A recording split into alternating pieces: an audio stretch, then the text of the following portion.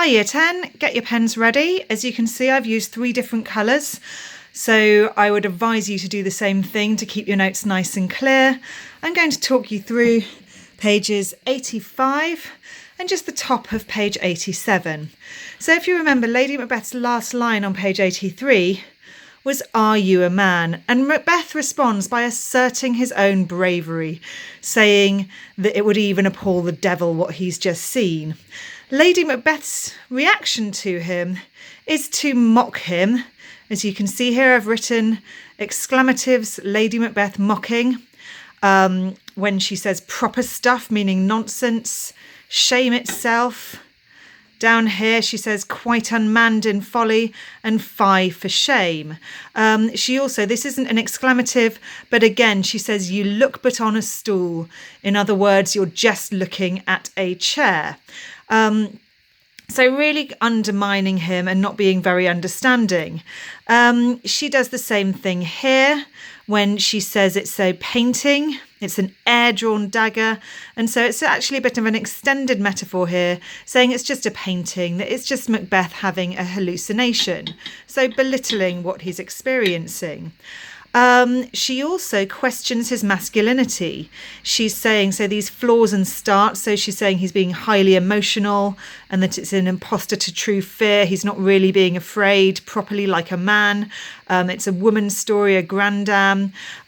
So she's really goading him. And again, down here, she actually says he's unmanned. In other words, he's not a proper man at all.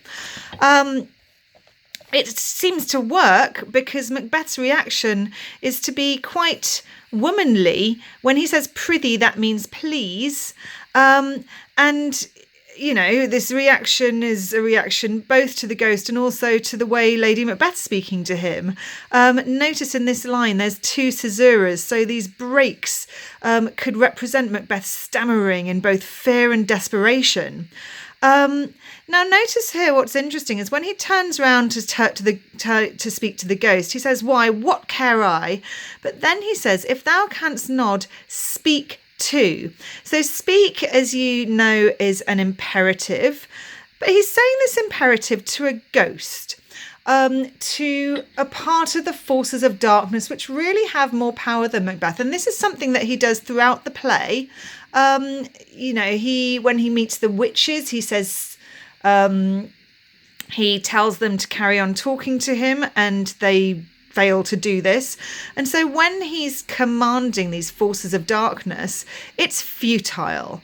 In other words, it's pointless. But Macbeth does it anyway because he thinks he's got more power than he has. Now, down here, after Lady Macbeth's last fie for shame, Macbeth starts to be quite contemplative about what's happening and reflecting on the nature of the ghost and the nature of people coming back after death. And so he says here, in the olden times, before humane statute, in other words, before humane laws and compassionate laws, purge the gentle wheel. So purged means got rid of all the bad things from the gentle wheel. So the gentle wheel means the lawful commonwealth. And this idea of compassionate law reminds us about what kings should be for, the sort of King Duncan was, which contrasts very much with Macbeth.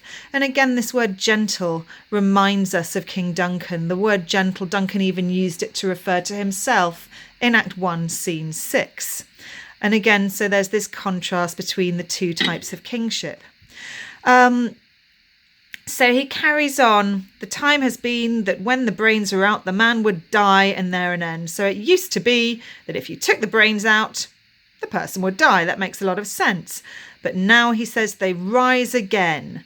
So he's talking about the ghost of Banquo with 20 mortal murders on their crowns.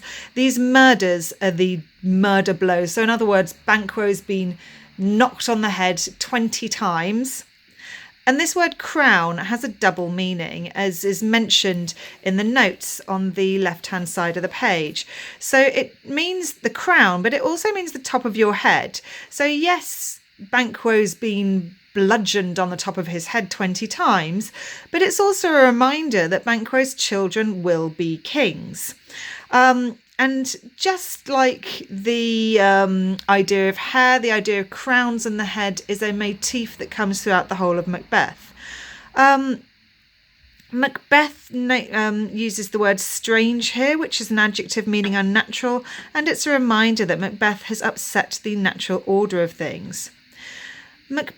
Lady Macbeth then uses an epithet, my worthy lord, to refer to Macbeth. So an epithet is a way of describing someone's natural qualities. And so she's trying to imply that he's a naturally worthy person. And so she's being kinder now. And notice that this comes after Macbeth's philosophising. And so Lady Macbeth really seems to warm to Macbeth when he's being his more thoughtful self, his more rational self. And then notice here, she says, your noble friends do lack you. And her word friends is echoed when Macbeth speaks to the lords and calls them my most worthy friends. He then goes on to say, come love and health to all. So he's proposing a toast there. But notice that these words friends and Macbeth proposing a toast of health to all are both examples of ironic foreshadowing, because Lady Macbeth, as you know, at the end of the play, falls ill and dies. Macbeth, at the end of the play, dies friendless and alone. So for all that they drink to health and for all that they refer to people as their friends, they die friendless and in poor health. And on the next page, Macbeth uses the word friend again to refer to Banquo. Notice the word friend has been used 3 times now. This is a tricolon.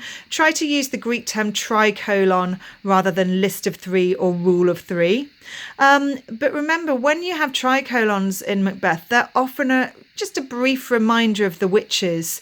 And for the audience, just a very subtle echo of the fact that the witches were the ones who caused this division between Macbeth and Banquo in the first place. Notice when he says whom we miss, that we is a first person plural pronoun, but it's a royal we, so it means whom I miss. And again, we've got dramatic irony going on here because, as you know, he's the one who had Banquo killed. And then I'm just going to end this section by noting the Lord's response. So Macbeth proposes this toast to all and him we thirst and all to all. So he proposes a toast and the Lords respond just before they drink to their duties and the pledge. In other words, the pledge of allegiance to Macbeth. And again, this is ironic foreshadowing because they will later break the pledge. Pretty much all of the lords desert Macbeth and go over to Macduff and Malcolm's side. And this is only fair because Macbeth broke his pledge to Duncan.